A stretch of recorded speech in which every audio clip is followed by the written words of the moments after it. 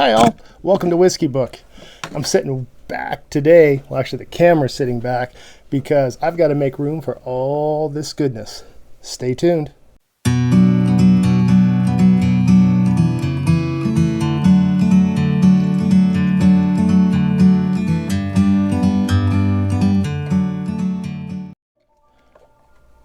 Hey everybody, welcome to Whiskey Book.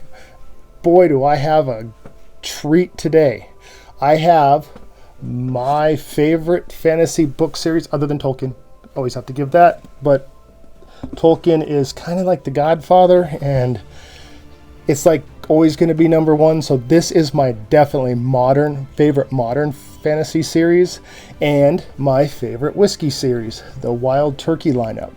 And we got some similarities coming up, and I get to drink all these whiskeys. It's going to be a fun one for me. But first, let's get into these books. Why are these up here? Why are these my favorite? John Gwynne, who writes these, awesome author. Let's start with John Gwynne just a little bit. John Gwynne, you can follow him at Instagram. I think it's at John Gwynne _author. Could be wrong, but if you type in John Gwynne, you can find him. He's a reenactor. He dresses up in full battle rattle and goes out and reenacts more like the Viking Age, medieval, like the Saxon Norman time frame with the chainmail. I've seen him in a lot of that. Not so much the later period plate mail, but what's cool about that and why I mention it is because in these books are some of the best battle scenes, and not just battle written scenes, some of the absolute best tactics I have ever read in a book. So here's how I'm going to do this. I don't have time to review every single book, so I'm going to give you the 10,000 feet above the world view of these books, and then we're going to get into the whiskeys a little deeper. So this might be a longer video, but bear with me. These are well worth it. So what are these books about? Well, and why does it compare to the whiskey? Why do they compare? Well, let's start with tropes. If you took out all the detail, the magnificent storytelling, character building, just glorious, absolute on the edge of your seat for the most part. It starts, some people say a little slow. I love how it starts, but this, especially right in here, wild ride, and then you get into here and it kind of like, whoa, where'd that come from? So what do we have? We have tropes. We have, basically the books have 4 tropes. They have the coming of age.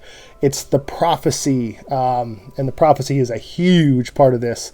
The chosen one, which is, how do I do this without spoilers? It's huge, and then, wow, there's something. It's all those tropes.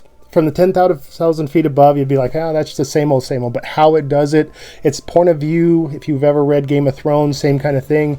Jump from this character to this character to this character to this character.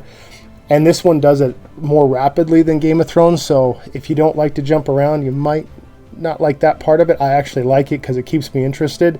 You just get into one story arc and then it jumps over to another one, and you don't want to leave that one, but by the time you get done with the next one, you're like, I can't wait. It's just, they're page turners. Well, how does that compare to the whiskey? Well, Wild Turkey whiskey, I mean, especially like we get regular Wild Turkey or Wild Turkey and 101 down here, kind of has that trope of, hey, this is the college whiskey, maybe we should grow out of it. Why? I've seen a lot of whiskey tubers say this is the best for the money, these whiskeys. I think these might just be the best whiskeys. I'm sorry. They're obviously, you get in the high dollar ones, but just for what you can find, non-allocated, normal, good whiskey, I don't think you can beat the Wild Turkey lineup. And so, what do I have here? I have 4 books. I have Malice, Valor, Ruin, Wrath, Ruin. Whew. Like this is like the top of the food chain right here. And I have Wild Turkey 101, Russell's 10 year. In my area, I've been starting to see Russell's 10, now Russell's 6 for the same price. Boo. Wild Turkey Rare Breed, Wild Turkey Rare Breed Rye. Both of these are barrel strength, and you cannot, anyway, can't beat those. So with that, all right, so I'm back. I didn't want to pour these things on camera because I've got all this stuff sitting on boxes so you can see them, and I'm fumble and knock them over or something. So I'm going to start with some 101. Poured myself a little too much. That's okay. Let's go into pricing on the whiskeys real quick, and then I'll jump in the books. 101, my area is always $5 to $10 more than most other areas I hear about. The 101 running about 27 to 30, Russell's 10, 45 to 47, and the rare breeds are both in that 55 to 57 range here. These used to be under 50. This Russell's used to be about 40. It's all going up like everything else. So, why are we doing this today? Okay, I'm just going to read the back little big titles on these, and that'll lead us into this. The world is broken. War has erupted in the banished lands as the race for power intensifies. The banished lands are engulfed in chaos and war. The war for the banished lands reaches new heights in the epic conclusion. War, war, war. I like war. I like war in my books. I like battles in my books. I cannot stand books that lead you into this great big battle scene, and then you get the conclusion. You're like, what happened? Not only are there battle scenes in these books, but there are, I said before, there are tactics. The shield wall, the Saxon shield wall, the Viking shield wall plays a prominent role somewhere in here, and not just from the start. You get to see the development of the shield wall. Of course, it's the fantasy, not real. It's not real history. But that is so cool that there's so much depth and so much detail. And these books follow Corbin, who is our prophecy-driven chosen one who comes of age all the way through here-ish. But as cool as he is, to me, what makes this series so great is all the characters around him. The sword fighters. There's a whole, not tribe, but there's a whole, well, there's 100 fighters who train with the sword every day. There's Corbin is raised as a farm kid with a blacksmith father, and anytime you make family a blacksmith, I love that. I try to dabble in it, make some knives myself. So I love that. Grows up, Malice. There's a twist that happens. There's some backstabbing that happens. This is where things go pear-shaped for the good guys, and there's definitely good and bad. And then it just keeps going and going and going. But the coolest part about these books, there are giants in these books. I don't usually like giants, and I don't usually like dragons. Both of those are done so well in these books, and it's so different and so in-depth, and you don't just see big giants. You are with the giants, and it's so how they're developed, and the different weapons and tactics that they use, and why they do the things that they do is so developed in these books. And then they tie in with the humans, and then beyond the giants and the dragons and the worms, WYRMS. I've heard it so many different. It comes from, I believe, Old Norse, which came before that from the old tales. I had them in the last episode if you want to look at those tales. So those are all developed so well from each, not every character, but you get so many different characters' point of view in this.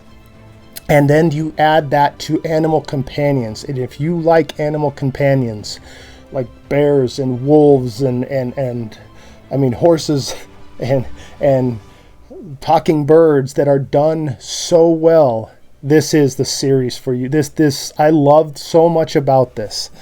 I got to get into the whiskeys, but I just want everybody to understand that this series, it's a hefty series. It's going to take some of your time. I'm going to take a sip of this 101. Calm down a little bit because I'm super excited. There you go. Some vanilla, caramel, a little bit of toffee with some, Getting a little bit of hay note on the back of the top of the glass there. Light hay though, light hay, and some honey. Let's take a sip of the 101. See if we can get that turkey funk. And yesterday was Thanksgiving, so this might be a day late and a dollar short, but hey, having turkey leftovers, I'm gonna have turkey to drink. Ooh, there we go. Okay, so it's a rush of pepper, light vanilla, getting more honey on. Usually I get more vanilla and caramel and like a toffee on the 101. This I'm getting a little more barrel, a little more spice. And on the back of the tongue, right as it rolls off the back of my tongue, I get the turkey funk. And if you don't know what the turkey funk is, grab a bottle of Wild Turkey 101. You will find the turkey funk. Okay, so let me get into the premise of these books, the what drives these books, because there has to be a prophecy or a reason for the chosen one to make it to where they have to travel. And there's a lot of traveling in a lot of different places.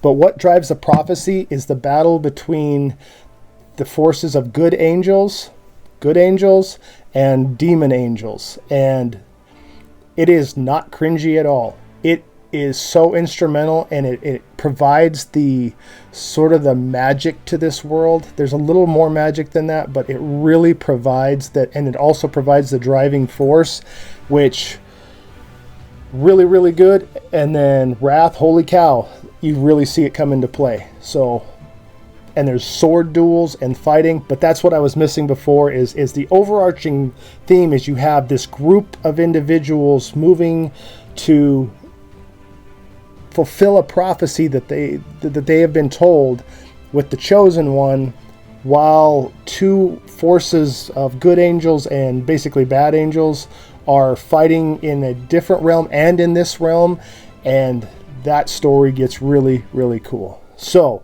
let's move to the whiskeys, because this is going to go on forever if I don't. So anyway, 101 is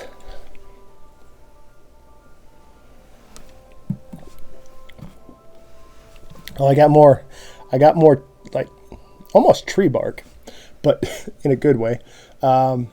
Toffee, vanilla, very for a $27 whiskey, how well it coats the mouth is really good. I poured myself way too much though, so I'm going to go grab another glass. I'm going to keep the 101 in there and kind of compare it to the other ones, but I'm going to get snippets of the other ones and we're going to compare that, and we're going to see how if these whiskeys can stack up to these books. All right, got my second glass, so I'm actually going to try to get this one going. This is the Russell's 10-year, minimum 10-year juice inside this. It is 90 proof. It's a little light. 101 is 101 because it's 101 proof. When we get to the barrel proofs, they're about 115 proof, so this is definitely the lightest. It shouldn't stack up to the rest just based on the proof itself, but Russell's 10 is kind of my favorite daily sipper. If I can find it, again, they're going back to Russell's 6 in my area.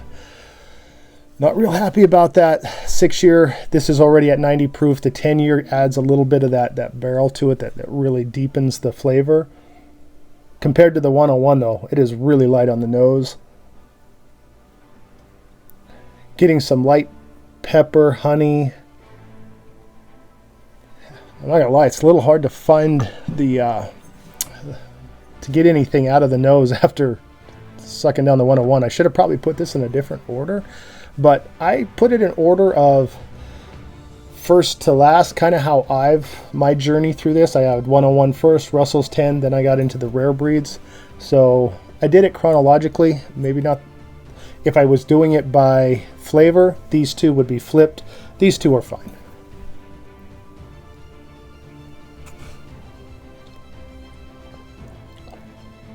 Oh, a lot more vanilla in the Russell's 10. A lot more vanilla. It's easier to drink. I'm not going to say smooth. It's easier. You could down a glass of this and not even know.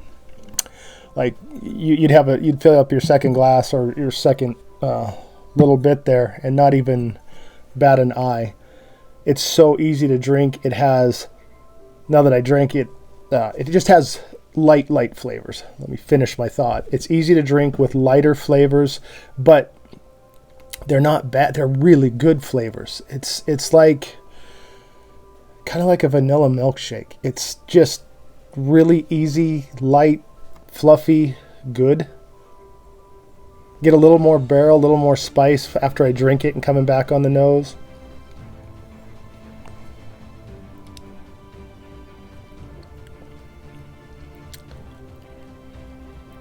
it's not heavy like the bourbon caramel toffee.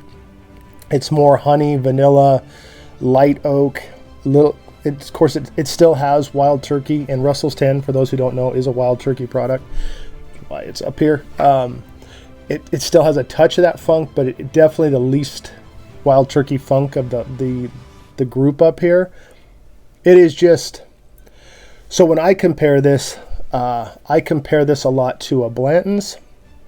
Kind of the same easy, lighter. Blanton's is a lot more toffee.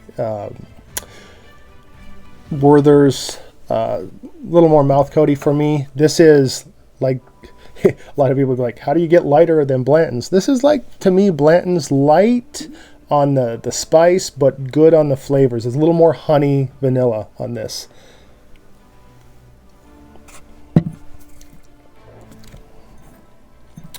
And then there's some oak on the top of the mouth and in the back of the throat. Definitely get a little bit. That 10-year comes out, and that's where I like the 10-year, and I'm a little hesitant about the 6-year because the finish on this would almost disappear if it wasn't for that oak. The oak is what sits in the back of the mouth, and you can just kind of feel it. So, all right, I'm going to let this sit in the mouth a little bit while I kind of go back to the books. 2 bourbons down. The book series. Okay, I'm going to go to the last book here, and this is spoiler free. I'm not going to give any spoilers. I will say that there's a couple twists, to say it lightly, so there's 2 negatives to me in this series. One negative is kind of the plot armor, the convenience of plot. In some areas, like, oh, hey, I needed this. Well, there it is. Now, that doesn't happen a lot, and definitely the books, the story, the driving force, the battles in the heavens, the giants, the bears, the wolves, the character building, how the characters interact with each other overwhelms all of that. The other negative, I would have to say, is there's a storyline, and I'm not going to say what it is, but there's a storyline that goes... It starts building at the end of this and really builds in these 2 books right here, in Valor and Ruin. And Ruin is so good. Ruin is just like, it's like this was a mountain. The peak would be here, and it would be a slow drop off to Malice. I'm not saying, not Malice, Wrath. I'm not saying Wrath is bad by any means, and it's a good ending. It just... To me, Ruin is the epitome of everything, where Wrath kind of takes that and ties it into a ball at the end, which kind of gives you some closure. But there's a storyline that goes all the way through here that it comes to fruition, but in a way that you're like, what? And I wouldn't even say it's a negative. It's just a plot twist that you're like, I didn't see that coming. And it's not one of those just like shocker plot twists. It's you're in this battle scene, and you're like, wait, isn't that person supposed to be doing something else? And that's all I'm going to say. That, just so you know, it's worth getting to that. But there are 2 storylines that I absolutely love. One is kind of gladiatorial. One is a giant who finds his way and has to break chains of a form of bondage to become the champion that he can be.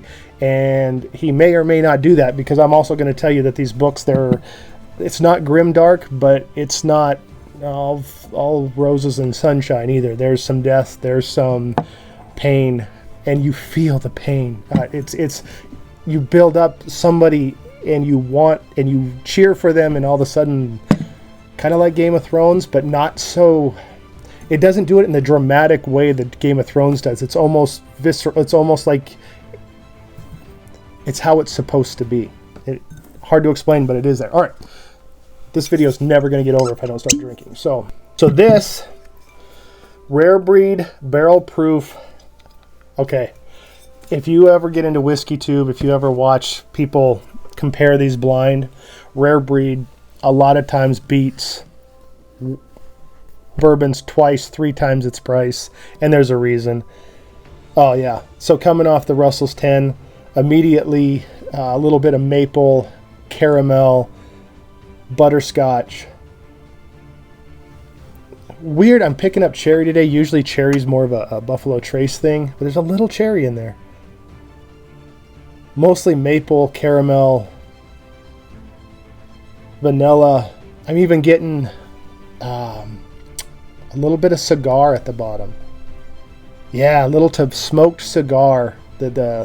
After you take a cigar, you've seen somebody smoke a cigar and they kind of tamp it out a little bit, and you get that smoke from the ash. That's what that is.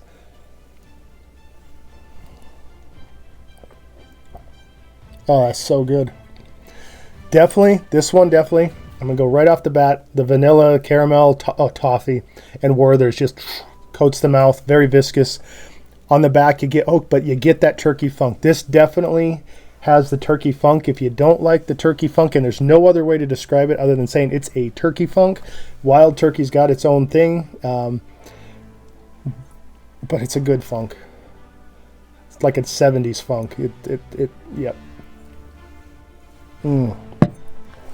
Okay, that's so good. And then the finish, like this, is oak, and I even think the rare breed's younger than the Russell's 10. I think it's not age stated, I don't believe, but I believe it's 6 to 8 year blends in there. So it's a lighter, but it's definitely denser, definitely deeper.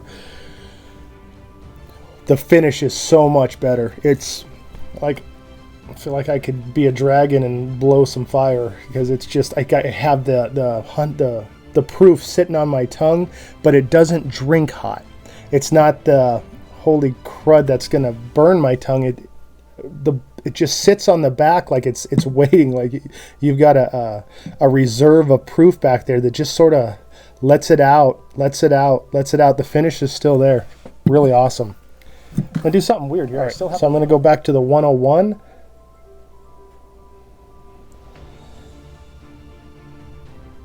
Definitely get spice, oak, like vanilla oak. I'm getting so much vanilla ice cream. Almost like a banana split. Like there's a touch of banana vanilla in there. Like a banana split after you take the banana out and you have the vanilla ice cream with the banana in it.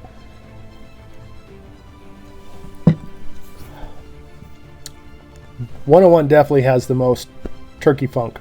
It just stands out more because the other flavors are a little more muted than they are in the rare breed. But now I get a creamier feel, and maybe it's because it's coming back from the rare breed. Definitely sits on the back of my tongue and the top of my mouth. Definitely a creamy feel. Toffee. Maybe it's kind of mixing with that rare breed. It's the only problem with doing this is you mix things together.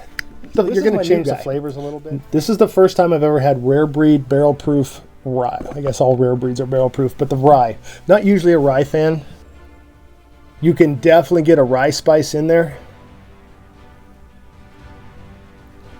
Oh, I don't think it's as dense as the rare breed bourbon. Light honey, vanilla. I still get a touch of that smoked cigar at the bottom, not as much as the bourbon. I think the rye spice is kind of overwhelming that a little bit.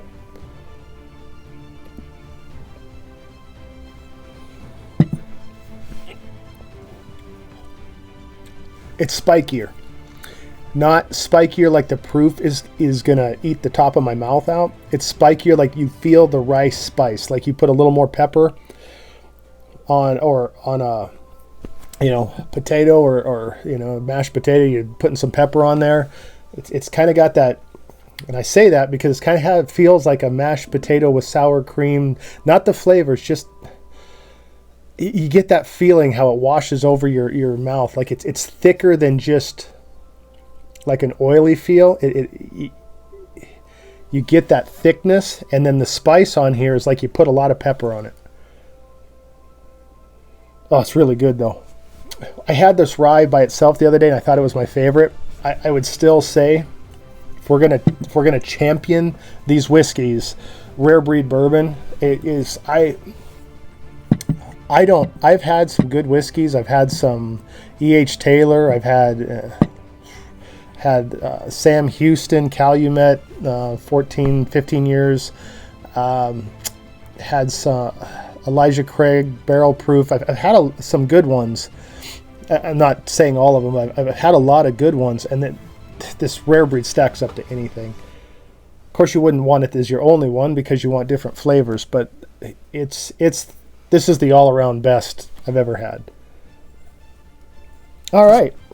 Well, this has probably gone on long enough. I had to do this because I'm sitting here drinking these whiskeys. Finally got this rye, and it's like, I didn't want to like Wild Turkey. I kind of wanted the trope to be like, it was in my head that's what it was. That, hey, this was a good college bourbon or whiskey. Because back then it was whiskey. You don't know what a bourbon is in college. You're like, I'm drinking whiskey. That's what Wild Turkey was. I'm telling you, the rare breed is developed. It's really good. It's beyond that. It's beyond so much of what other things are. This is a champion series. If you could have these 4 whiskeys, I would put those up against any 4. I mean, of course, we're not talking BTAC or Pappy Van Winkle, or I'm not talking things that are going to cost you $5,000 or more to get the whole series. This series against anything else that you can find and get, I'll put it up against anything. Buffalo Trace any day, every day. I like some Buffalo. I like Eagle Rare. Kind of goes with the bird theme, but other than that, cannot beat Wild Turkey. I have had a great time. I got to drink good whiskey and talk about my favorite modern fantasy series. I'm hoping now I've gotten most of the way through the next series. This is Time of Dread. That's the next one. And then the series after that, again, Shadow of the Gods by John Gwynne. John Gwynne is definitely my modern fantasy favorite author. And it's just been my privilege to bring this to you. And hopefully you get something out of this. And I had a lot of fun. And so we will see you next time on Whiskey Book.